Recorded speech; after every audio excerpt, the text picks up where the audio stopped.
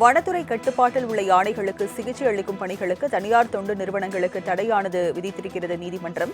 கூடுதல் விவரங்களை செய்தியாளர் கிருஷ்ணாவிடம் தகவல்களை கேட்கலாம். கிருஷ்ணா, விவரங்கள் என்ன? வணக்கம். தமிழகத்தில் வனத்துறை கட்டுப்பாட்டில் உள்ள யானைகளுக்கும் கோவில் யானைகளுக்கும் சிகிச்சை அளிக்க தனியார் தொண்டு நிறுவனத்திற்கு தலைமை வன பாதுகாவலர் அனுமதி வழங்கியுள்ளதாகவும் இந்த அனுமதியை திரும்ப பெற உத்தரவிடக் கோரி விலங்குகள் நல ஆர்வலர் முரளிதரன் சென்னை உயர்நீதிமன்றத்தில் மனு தாக்கல் செய்திருக்கிறார். அவர் தாக்கல் செய்திருக்கக்கூடிய அந்த மனுவில் வனத்துறையில் தகுதியான கால்நடை மருத்துவர்கள், உள்கட்டமைப்பு வசதிகள் உள்ள நிலையில் வனத்துறை கட்டுப்பாட்டில் உள்ள யானைகளுக்கு சிகிச்சை அளிக்க தனியார் தொண்டு நிறுவனங்களை அனுமதிக்க வேண்டிய அவசியம் என்ன என்பதை வனத்துறை தெளிவுபடுத்தவில்லை என்று குற்றம் சாட்டியிருக்கிறார்.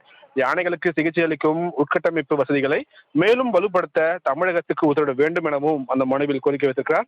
இந்த மனுவை விசாரித்த நீதிபதிகள் என் சதீஷ்குமார் மற்றும் நீதிபதி பரத் சக்கரவர்த்தி அடங்கிய சிறப்பு அமர்வு வனத்துறை கட்டுப்பாட்டில் உள்ள யானைகளுக்கு சிகிச்சை அளிக்க தனியார் தொண்டு நிறுவனங்கள் பணியமர்த்தக் கூடாது என்று உத்தரவிட்டுள்ளது.